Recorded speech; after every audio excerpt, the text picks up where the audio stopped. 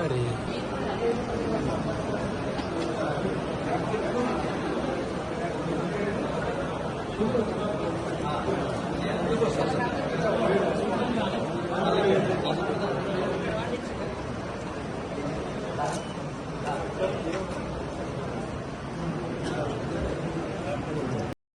చేయడం జరుగుతుందని తెలియజేస్తా ఉన్నాం.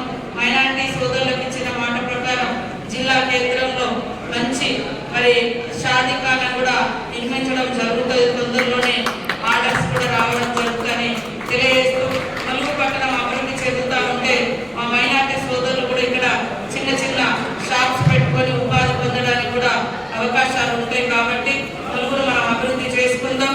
మన ములుగు ప్రాంత యువకులు కానీ బిడ్డలు కానీ అందరూ కూడా కలిసిమెలిసి అన్నదమ్ముల్లాగా అభివృద్ధి చెందే విధంగా మాకు తోడుగా మీరందరూ ఉండాలని అల్లాహ్ను కోరుకుంటూ అందరికీ అడ్వాన్స్ మన రంజాన్ శుభాకాంక్షలను తెలియజేస్తున్నాం.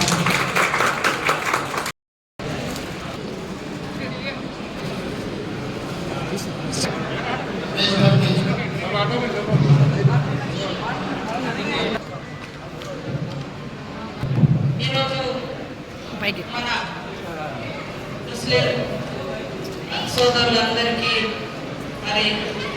తెలంగాణ రాష్ట్ర ప్రభుత్వం రేవంత్ రెడ్డి గారి ఆధ్వర్యంలో ఈ ఇఫ్తార్ విందును ములుగు జిల్లా కేంద్రంలో ఏర్పాటు చేయడం జరిగింది.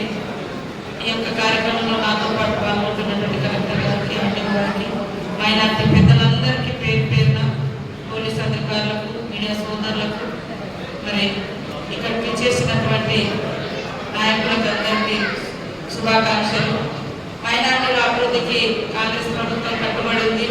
ఈ రోజు కూడా బడ్జెట్లో 3,000 కోట్ల రూపాయలను గతంలో ఎన్నడూ పెట్టిన విధంగా బడ్జెట్లో కూడా ప్రవేశపెట్టడం జరిగింది.